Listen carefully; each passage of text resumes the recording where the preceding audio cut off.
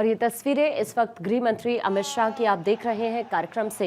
ये सीधी तस्वीरें गृह मंत्री अमित शाह की हम आपको इस वक्त दिखा रहे हैं। पश्चिम बंगाल के अंदर इस वक्त उनकी मौजूदगी है। सम्माननीय अध्यक्ष श्रीमान सुकांतो मजमूदार जी, मेरे मित्र, और बंगाल विधानसभा में जिनके खड़े होते ही दीदी को डर लगता है, ऐसे हमारे विपक्ष के नेता शुभेंदु अधिकारी जी, हमारे राष्ट्रीय महासचिव श्री सुनील बंसल जी, हमारे प्रभारी मंगल पांडे जी, सह प्रभारी अमित मालविया जी, बैठे हुए सारे मंत्रीगण, विधायकगण, सांसदगण और बंगाल के कोने कोने से आए हुए मेरे प्यारे कार्यकर्ता भाइयों बहनों, आप सभी को मेरा नमस्कार, प्रणाम। सबसे पहले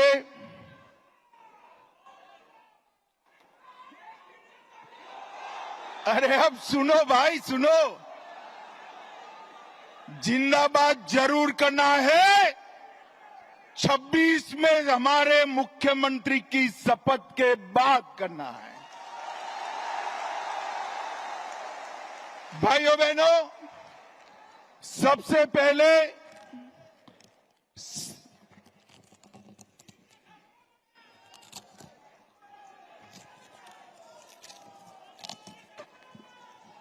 थोड़ा दूर है।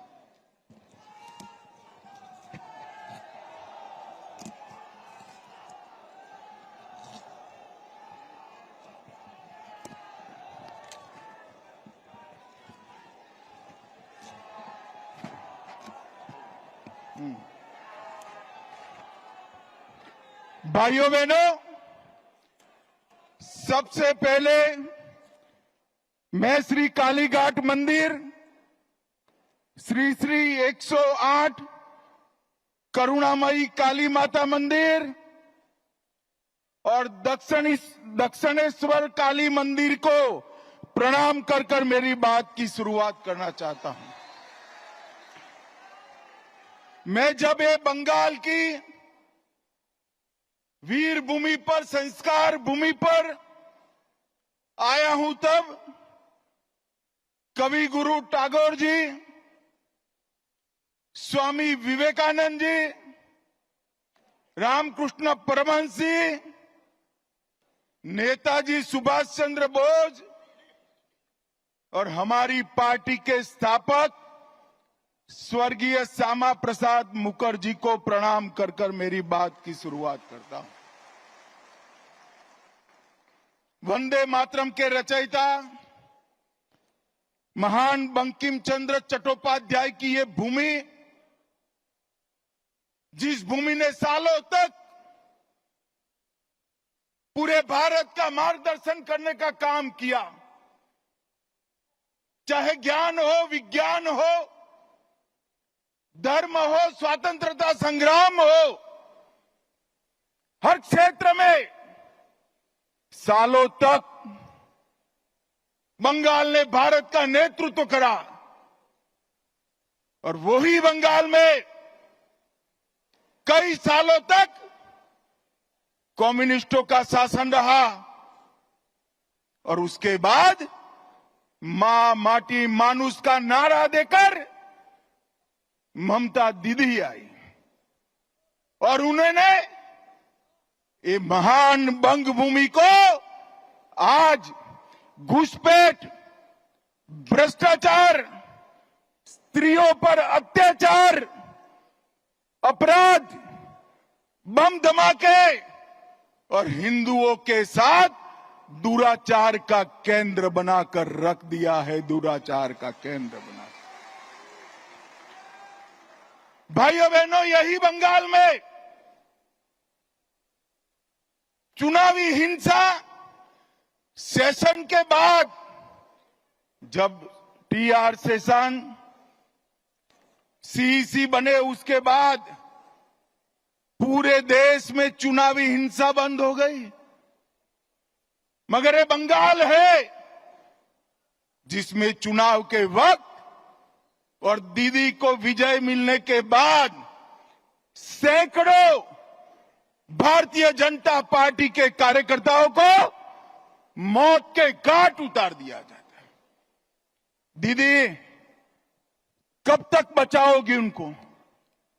मेरी बात सुन लो, आपका समय अब समाप्त हो गया है। 26 में भारतीय जनता पार्टी की सरकार बनने वाली, और मैं सारे हजारों की संख्या में बैठे हुए मेरे मंडल के पदाधिकारियों को ये वादा करना चाहता हूं कि यहां तृणमूल की सरकार जाते ही हमारे कार्यकर्ताओं के हत्या के अपराधियों को जमीन में गाड़ा है तो भी बाहर निकालकर सजा करने का काम करें। लोकतंत्र के अंदर हिंसा कभी शोभा नहीं देती है। दीदी हिम्मत हो तो हिंसा के बगैर, रैगिंग के बगैर चुनाव कराकर देखो। आपकी खुद की जमानत ये बंगाल की जनता जब्त कर लेगी। और भाइयों बहनों, वोट बैंक की तुष्टीकरण ने वोट बैंक के लिए पतन की सीमा ये ममता बनर्जी ने पार कर दी। अभी कुछ दिन पहले पहलगांव में पाक प्रेरित आतंकवादियों ने हमारे निर्दोष नागरिकों को, यात्रिकों को धर्म पूछ कर परिवार के सामने मार दिया। मुझे बताओ बंगाल वालों, वो पाक प्रेरित आतंकवादियों को सजा देनी चाहिए या नहीं देनी चाहिए? अरे जोर से बोलो, देनी चाहिए या नहीं देनी चाहिए?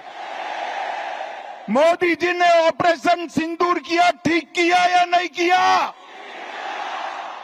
भाइयों बहनों, हमने सर्जिकल स्ट्राइक करी, एयर स्ट्राइक करी, और अब ऑपरेशन सिंदूर कर 100 किलोमीटर अंदर जाकर उनके हेडक्वार्टर को ध्वस्त कर दिया।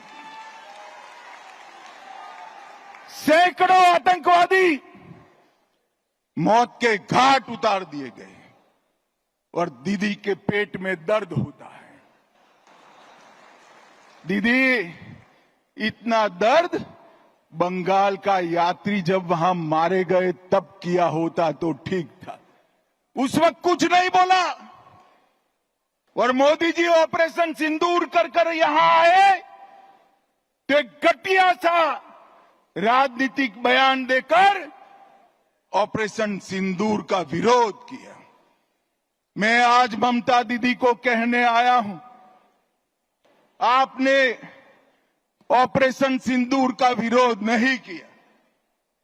आपने इस देश की करोड़ों माताओं बहनों की भावनाओं के साथ खिलवाड़ किया है, खिलवाड़ किया है। और मैं बंगाल की मातृशक्ति को भी अपील करने आया हूं, आने वाले चुनाव में ऑपरेशन सिंदूर पर सवाल उठाने वाली ममता जी को सिंदूर की कीमत बंगाल की माताएं बहनें जरा समझा दे, सिंदूर का अपमान करने का क्या मतलब होता है। भाइयों बहनों, 1990 से ये देश आतंकवाद झेलता है। 40,000 से ज्यादा लोग आतंकवाद की भेंट चढ़ गए। ये कांग्रेस की सरकारें, यूपीए की सरकारें, इंडिया अलायंस की सरकारें, जिसमें ममता बनर्जी भी मंत्री थी, कुछ नहीं करती थी। नरेंद्र मोदी सरकार आने के बाद गोली का जवाब गोले से देने की शुरुआत नरेंद्र मोदी ने। और ममता जी, आप जितना पक्ष लेना है उतना पाक प्रेरित आतंकवादियों का पक्ष ले लो। मैं बताकर जाता हूं, ये नरेंद्र मोदी सरकार है, ये भारतीय जनता पार्टी की सरकार है। ऑपरेशन सिंदूर समाप्त नहीं हुआ है। अब कोई भी हिमाकत करेगा तो उसको उतनी ही मजबूती के साथ जवाब देने का काम नरेंद्र मोदी जी करेंगे। मैं आज ऑपरेशन सिंदूर में हमारी बहादुर सेना बीएसएफ ने जो वीरता बताई है, वो सभी बीएसएफ कर्मी और सेना के जवानों को दो हाथ जोड़कर प्रणाम करता हूं। भाइयों बहनों, मोदी जी के नेतृत्व में बंगाल के विकास के लिए मोदी जी ने ढेर सारा काम किया है, परंतु विकास के साथ साथ बंगाल की संस्कृति को भी मोदी जी नहीं भूले।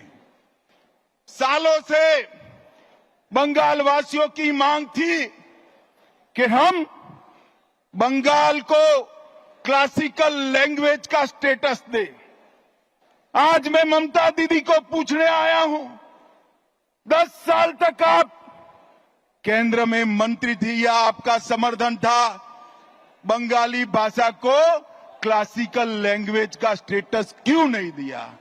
और भाइयों बहनों, हमारे मोदी जी ने बंगाली भाषा को क्लासिकल लैंग्वेज का स्टेटस देने का काम कर दिया।